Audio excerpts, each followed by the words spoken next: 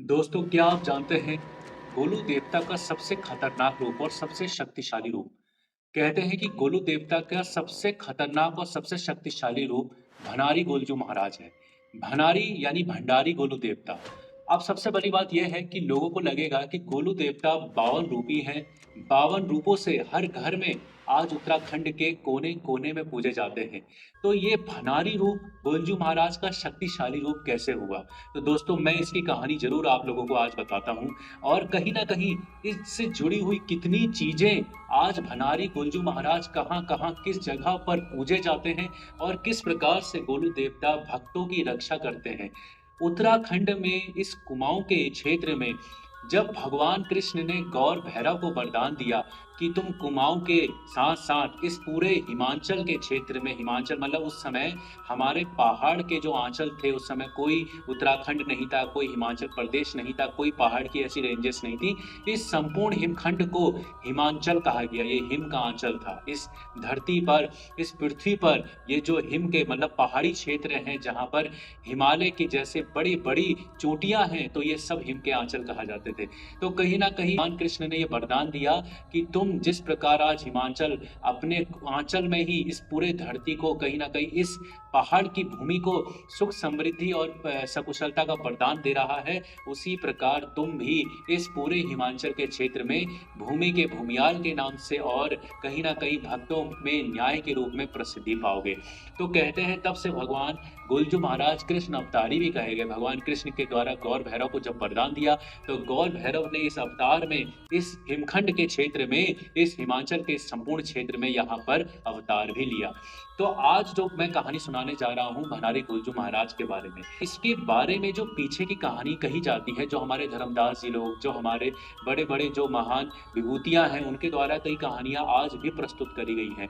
तो कहते हैं कि एक बार बागेश्वर के कांडा पड़ाव में मतलब बागेश्वर का जो इलाका था, पहले से ही वहाँ पर बहुत ही ज़्यादा भगवान शिव और शक्ति दोनों उस बागेश्वर के क्षेत्र में मौजूद हैं और जहाँ पर शिव शक्ति मौजूद रहते हैं, वहाँ पर बड़ी-बड़ी खतरनाक शक्तियाँ, चाहे वो मशान हो, चाहे वो छल-छितर हो, चाहे वो वीर हो, चाहे वो बेताल हो, चाहे कितनी भी खतरनाक शक्तियाँ वहाँ पर मौजूद रहती हैं। तो इसी प्रकार कहते हैं कि कालू भंडारी नाम का एक आदमी था और पहले के समय में एक दूसरे गाँव वाले दूसरों को परेशान करते थे। बहुत समय पहले की बात है जब एक गरीब आदमी, बड़े आदमी एक दूसरे में खींचातानी चलती रहती थी। बड़ा आदमी जो था गरीबों को दबाने की कोशिश करता था।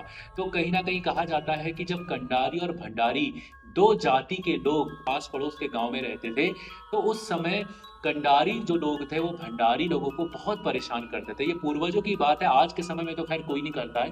लेकिन पूर्वजों के समय एक-दूसरे को बहुत परेशान किया जाता था। तो कंडारी जाति के लोग जब भंडारी जाति के लोगों को बहुत परेशान करते थे, बहुत शोषण करते थे, तो भंडारी जाति के लोग बहुत त्रस्त हो गए। कहीं न कहीं भंडारी जाति के लोगों को ऐसा लगा कि हमें क्यों करते हैं इतना परेशान, हमें इतना बार-बार क्यों गलत हमारे साथ करते हैं। तो एक दिन बताते हैं कि कालू भंडारी, जो कालू भंडारी नाम का व्यक्ति था, तो वो एक चोटी की तरफ जा रहा था। उसी बागेश्वर में एक चोटी थी, चोटी की तरफ जा रहा था यानी पहाड़ का हिस्सा चोटी कहलाता है, उसकी तरफ जा रहा था। तो कहते हैं कि उस चोटी से एक गड्ढा था, उस चोटी में एक गड्ढा मौजूद था।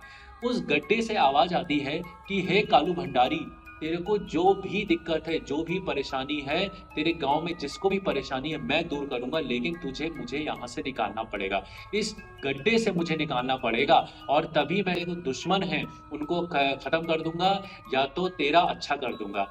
तो उसको सुनकर कहीं न कहीं पहले तो उन्होंने मना किया भंडारी ने कि यार तुम ऐसा मत करना, किसी को मारना मत, लेकिन हमें कहीं न कहीं हमारी रक्षा करना।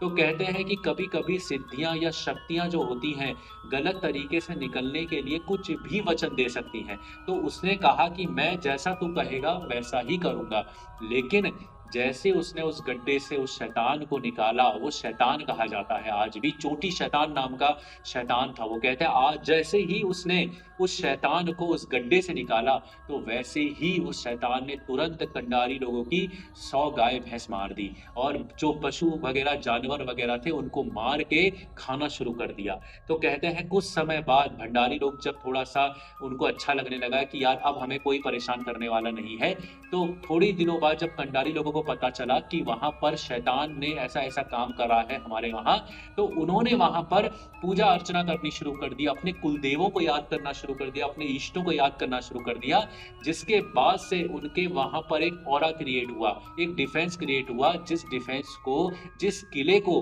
वो तोड़ नहीं पाया। चोटी शैतान जो था वो तोड़ नहीं पाया, जो उसकी भूख थी वो कंडारी लोग के वहाँ जाके वो पूरी करता था, लेकिन एक समय ऐसा आ गया जब उन्होंने अपना कवच करना शुरू कर दिया, तो चोटी जो शैतान था उसको कुछ खाने को नहीं मिला। तो जब उसको कुछ खाने को नहीं मिला ना, तो कहते हैं कि जो ये सिद्धियाँ होती हैं ना, जो ये गलत शक्तियाँ होती है ना, इसको कई बार अगर आप निकालोगे, तो इससे एक कंडीशन ये होती है कि हम तेरे को अगर नहीं मिलेगा तो हम तेरे को देंगे। तो उसको भंडारी लोगों को ये पता नहीं था जिन्होंने उसको निकाल दिया।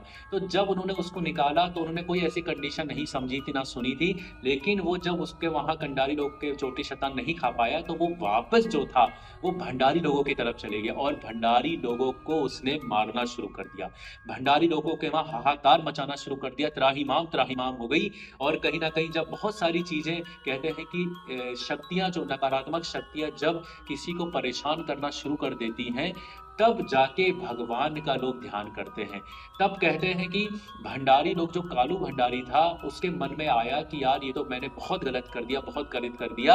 ये ऐसा क्यों हो गया कि इतनी सारी शक्तियाँ एकदम आ गई हैं और हमारे गाँव को ही परेशान करने लगी हैं। तो उसके बाद कहा जाता है कि उस समय बागेश्वर के क्षेत्र में जो हमारे गोलजू महाराज थे, उन्होंने बहुत सारे मशानों को साधा था। हरनाथ मंदिर का जो डफौट गाँव है जहाँ पर, वहाँ पर हरनाथ हरजू का बहुत बड़ा मंदिर है। कहते थे कि हरजू की जब पैरोनी चल रही थी, जब बारात चल रही थी, हरजू की शैली शमाण जा रही थी, तो वहाँ पर एक मशान ने, एक खतरनाक शक्ति ने उसको रोक लिया। तब गोलजू महाराज आया, उसकी कहानी मैं अलग से ज़रूर बताऊँगा।